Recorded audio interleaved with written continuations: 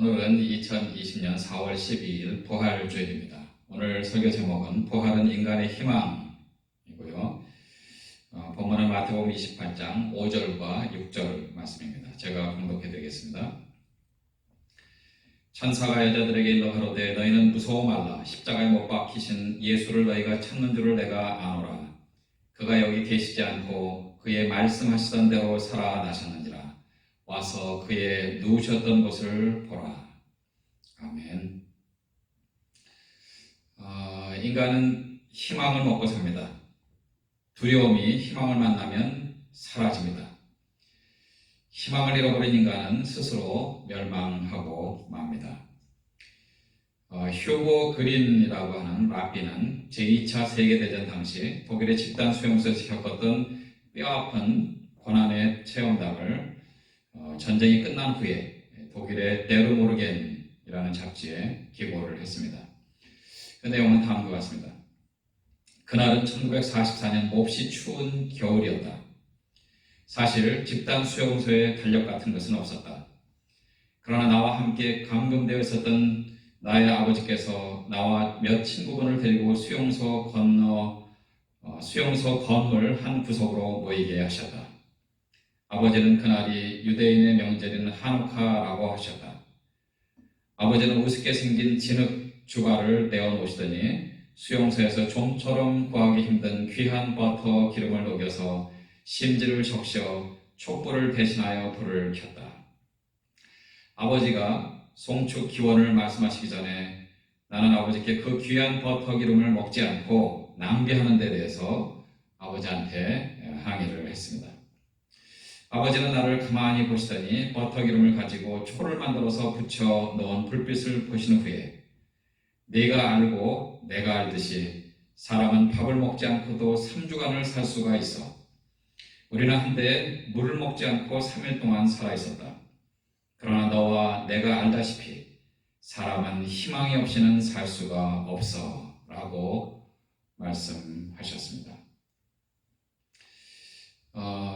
중세 14세기에 흑사병으로 수많은 사람들이 죽었습니다. 특별히 유럽 인구의 3분의 1이 죽었습니다. 이전에 세계 인구가 약 4억 5천만 명 정도였는데 14세기를 거쳐가면서 세계 인구는 3억 5천만 명에서 7,500만 명으로 거의 1억 명이 줄었다고 합니다. 20세기 흑사병으로 불리우는 에이즈가 발병한 지 30년이 지났습니다. 그동안 7,300만 명이 에이즈에 걸렸고 그 중에 약 4천만 명 정도가 사망을 했다고 합니다. 작년 말부터 시작된 코로나 바이러스로 인해서 엄청난 사람들이 병에 걸렸고 그리고 수많은 사람들이 사망하였습니다. 그리고 지금도 진행 중입니다. 세계는 공포에 휩싸였고 전염성이 강하기 때문에 많은 것이 중단된 상태입니다. 미국은 3주 만에 1680만 명이 일자리를 잃었습니다. 1930년대 경제공황 때보다 더 심각하다고 합니다. 그래서 교회도 이 전염을 예방하기 위해서 공예배를 중단하였고 온라인으로 예배를 드리고 있습니다. 인간은 이러한 절망과 공포 속에서 희망을 찾아서 몸부림을 칩니다. 사람은 가슴속에 희망이 있으면 어떠한 역경과 고난도 헤쳐나갈 수가 있습니다. 인간의 죽음에 대한 공포의 해답은 바로 예수님의 부활입니다. 예수님의 부활은 인류에게 영원한 희망을 준 사건이었습니다. 예수 그리스도의 부활이 없었다면 인류는 희망을 잃고 어둠의 수렁에 빠지고 말았을 것입니다. 그래서 오늘 거룩한 주일 부활주일에 부활하신 예수님의 생애를 탄생부터 한번 살펴보도록 하겠습니다. 첫째로 예수님의 탄생은 예언되었습니다. 이사야서 7장 14절에 보시면 그러므로 주께서 친히 징조로 너희에게 주실 것이라. 보라 처녀가 잉타하여 아들을 낳을 것이요 그 이름을 임마누엘이라 하리라. 마태복음 1장 21절 23절에서 다음과 같이 말합니다. 아들을 낳으리니 이름을 예수라 하라. 이는 그가 자기 백성을 저희 죄에서 구원할 자이심이라 하니라. 이 모든 일에 된 것은 주께서 선지자로 하신 말씀을 이루려 하심이니 가라사대 보라 처녀가 잉타하여 아들을 낳을 것이요 그 이름은 임마누엘이라 하리라 하셨으니 이를 번역한즉 하나님이 우리와 함께 계시다 함이라. 전능하신 하나님께서 함께 계심으로 말미암아 독생자 예수 그리스도를 우리에게 보내주셨고 그분을 통해서 인류를 구속하시는 놀라운 사역이 시작이 되었습니다. 지난 1000년 동안 세계를 빛난 사람들을 보니까 여러 사람들이 있었습니다. 먼저는 수많은 사람들이 있었지만 그러나 그 중에 몇 분만 소개를 해드리면 재즈의 아버지 루이 암스트롱, 소아마비 백신을 만든 영국 의사 제너, 이탈리아의 오페라 가수 카루소, 찰리 채플린 프랭클린 루즈벨트 대통령의 아내 엘리노 루즈벨트, 간호사 플로렌스 나이팅게일, 스티븐 스필버그, 해양 생물학자 레이첼 칼슨, 소설가 제임스 조이스, 브라널 레이건 등 수많은 사람들이 그 명단에 올라 있었습니다. 그러나 온 인류의 희망은 바로 예수님의 탄생으로 가시화되었습니다. 두 번째로 예수님의 죽음은 예언되었습니다. 이사야서 53장 5절과 6절 그리고 11절 말씀을 제가 봉독해 드리겠습니다. 그가 찔림은 우리의 허물을 인하며 그가 상함은 우리의 죄악을 인함이라. 그가 징계를 받음으로 우리가 평화를 누리고 그가 채찍에 맞음으로 우리가 나음을 입었도다. 우리는 다 양 같아서 그릇 행하여 각기 제 길로 갔거늘 여호와께서는 우리 무리의 죄악을 그에게 담당시키셨도다. 가라사대 그가 자기 영혼의 수고한 것을 보고 만족히 여길 것이라.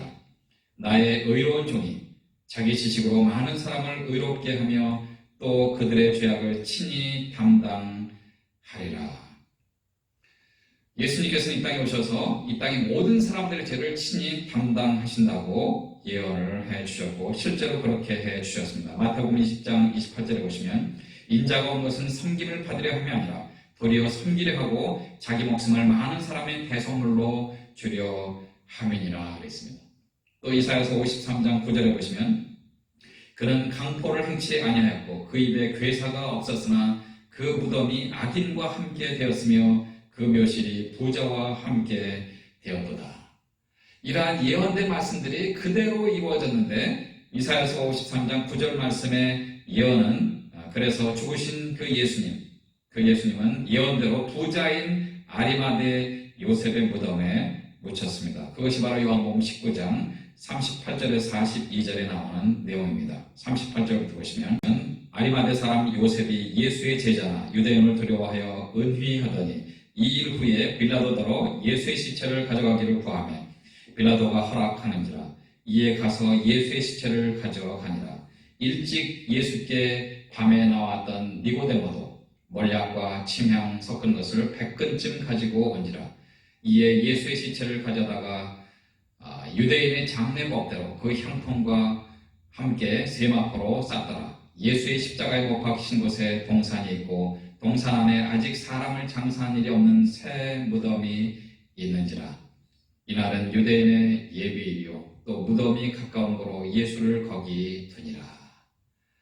요셉의 무덤에 거기에 두었다고 성경은 인용을 하고 있고 그리고 구약의 예언이 신약에 이제 예수님께서 오셔서 온 인을 위해서 십자가에서 돌아가신 후에 그대로 이루어진 것을 볼 수가 있습니다.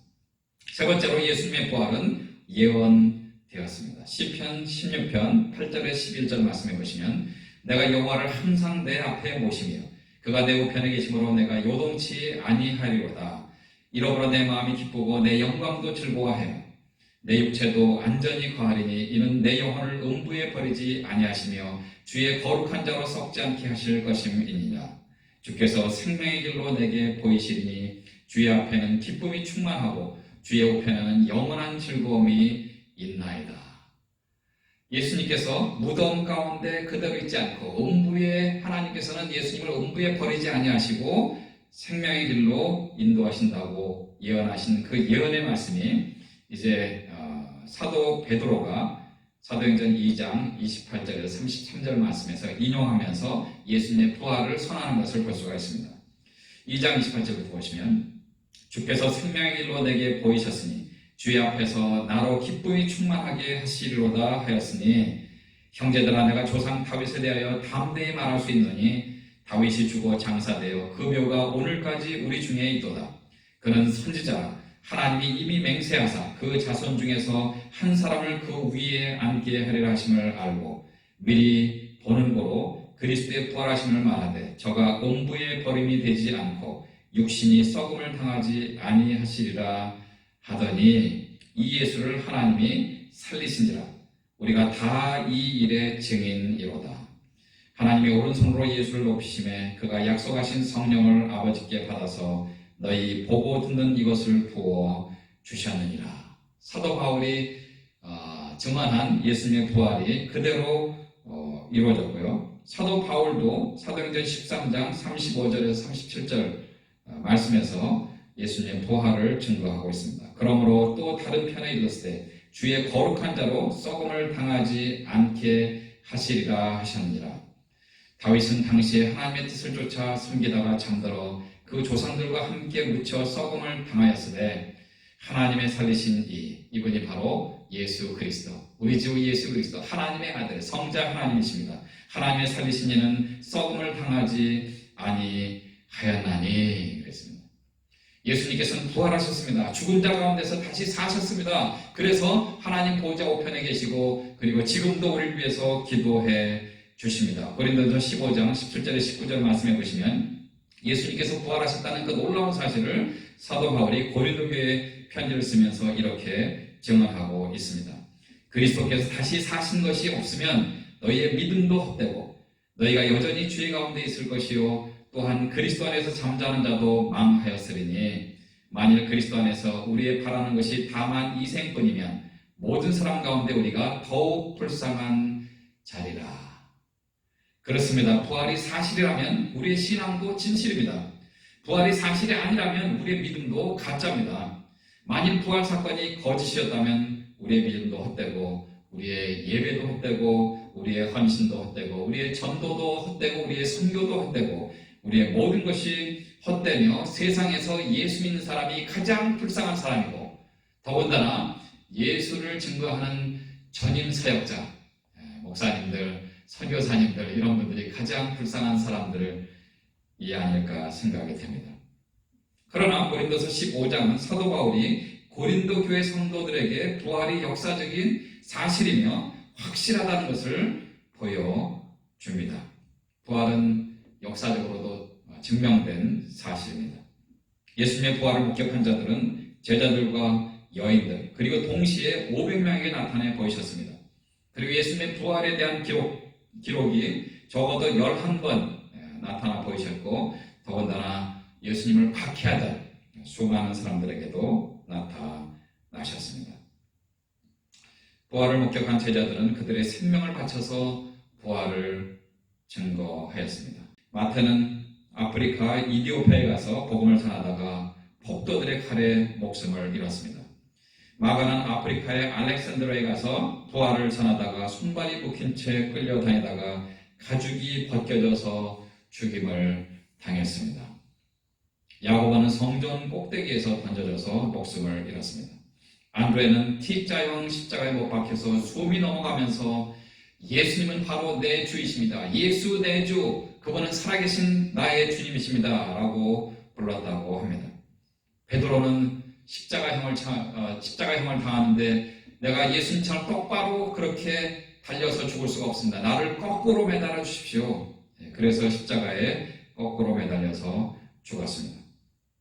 도마는 인도의 마드리드에서 복음을 전하다가 죽었습니다. 마띠아, 바나바, 스데반 이런 분들은 돌에 맞아서 순교했습니다. 바울은 로마에서 목뱀을 당해서 죽임을 당했습니다. 예수님의 부활이 사실이 아니라면 이 사람들이 어떻게 목숨을 바쳐서 예수님의 부활을 증거할 수 있었겠습니까? 부활을 목격한 초대교회는 핍박 속에서도 놀라울 정도로 부흥되었습니다. 그리고 반대하던 제사장들과 서기관들도 예수님께로 돌아온 것을 보면 부활은 부인할 수 없는 역사적인 사실임을 알 수가 있습니다. 옥스퍼드 대학의 역사 교수인 타마스 아놀드 박사는 다음과 같이 말합니다. 예수님의 부활 사건보다 더 완전한 증거에 의해서 입증된 사건은 인류 역사에 하나도 없다. 하버드 대학의 법학과를 명문으로 끌어올린 사이먼 그린리프 교수는 예수님의 부활은 역사상 어떤 사건보다 더 확실한 법적 증거로 증명되는 사건이라고 말을 했습니다. 미국의 생물학 학회의장인 A.C. 아이비 박사는 우리가 알고 있는 과학 지식이나 생물학적인 지식을 근거로 부활을 부인한 것은 과학적인 태도라고 할 수 없다. 이렇게 말했습니다. 부활은 과학 이상으로 성경적인 사실이고 성경에 나와 있는 그 모든 말씀이 그대로 이루어진 것을 볼 수가 있습니다. 구약에는 예수님의 초림에 대한 약속이 456번이나 기록이 되었고 신약에서는 예수님의 재림에 대한 약속이 319번이나 기록이 되어 있습니다. 신약 성경이 260장으로 되어 있는데 27권이 260장으로 되어 있는데 빌레몬서와 요한 3서를 제외하고는 매 성경마다 예수님의 재림이 약속되어 있는 것을 볼 수가 있습니다. 구약에 예언된 그 모든 것들이 예수님께서 탄생하시고 또 사시고 그리고 이 땅에 오신 예수님께서는 수많은 사람들을 고쳐주셨습니다. 손 마른 자를 고쳐주시고 안진뱅이를 고쳐주시고 그리고 38년 동안 걷지도 못한 그 병자를 한순간에 치료해 주셔서 걷기도 하고 뛰기도 하며 하나님을 찬미했던 것을 볼 수가 있습니다. 12해를 혈류병으로 앓던 한 여인을 예수님의 옷자를 만지는 그 순간에 하나님의 능력으로 예수님은 그 여인을 완전히 치료해 주셨습니다. 예수님은 이제 코로나 바이러스도 곧 하나님의 뜻에 또 하나님의 때에 해결해 주시고 다시 우리가 일상생활로 돌아가게 해 주실 줄로 믿습니다. 그분은 바로 나의 주 나의 하나님 우리 부활하신 예수 그리스도 전능하신 하나님 살아계신 예수 그리스도 그분은 또한 다시 오실 것입니다. 신약성경에 319번이나 기록이 되어 있는데 이 예언된 이 예수님의 재림은 반드시 곧 이루어지리라고 믿습니다. 그래서 성경에서는 예수님의 재림에 대해서 이렇게 얘기를 합니다. 베드로전서 1장 3절에서는 예수님의 재림은 우리에게 산 소망이 되는 것입니다. 디도서 2장 13절에는 예수님의 재림은 복스러운 소망입니다. 로마서 8장 17절에서는 예수님의 재림은 영광스러운 소망입니다. 이렇게 언급하고 있습니다. 지금 힘들고 어려운 그 상황 속에서 우리의 소망 되신 예수 그리스도 우리에게 영생을 주시고 이 땅에서도 믿음으로 살아갈 수 있도록 우리를 격려하시고 우리를 위해서 기도해 주시고 보혜사 성령님을 보내주심으로 말미암아 성령 하나님께서 우리를 도와주시고 힘들고 어려운 이 세대를 믿음으로 잘 이겨나갈 수 있도록 우리를 도와주시는 예수 그리스도 부활하신 그 예수님 그 예수님의 재림을 소망하면서 그리고 부활하신 주님을 찬양하고 그 이름에 합당한 영광을 돌리는 지구촌의 온 가족 되시기를 주님의 이름으로 축복합니다. 기도하시겠습니다.